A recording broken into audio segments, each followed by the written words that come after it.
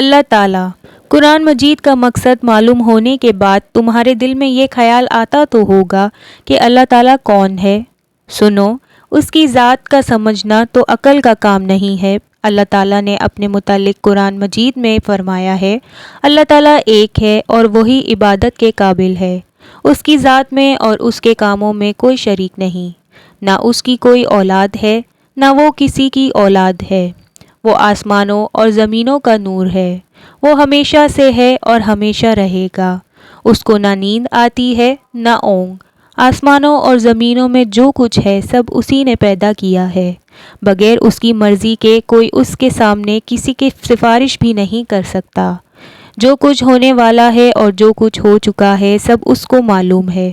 آسمانوں اور زمین میں کوئی چیز ایسی نہیں جو اس کے علم میں نہ ہو۔ وہ اس کا انتظام کرنے سے تھکتا نہیں۔ آسمانوں اور زمین میں جو چیز ہے وہ اس کی تعریف اور پاکی بیان کرتی ہے۔ وہی پیدا کرتا ہے، وہی موت دیتا ہے، وہی موت کے بعد قیامت کے دن پھر زندہ کرے گا۔ اللہ سب کچھ کر سکتا ہے، اس کی مرضی کے بغیر کوئی نہیں کر سکتا۔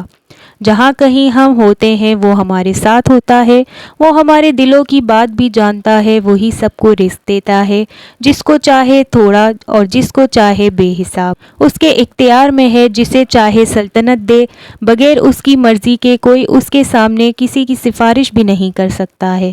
جو کچھ ہونے والا ہے اور جو کچھ ہو چکا ہے سب اس کو معلوم ہے۔ جسے چاہے سلطنت دے، جس کی چاہے سلطنت چھین لے، جسے چاہے عزت دے، جسے چاہے ذلت۔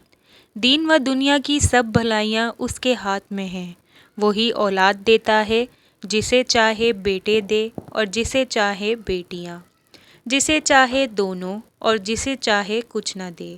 وہ کسی کو بھلائی دینا چاہے تو کوئی اس کو بدل نہیں سکتا، اور جو تکلیف کا مستحق ہوتا ہے اسے بدلنے والا کوئی بھی نہیں۔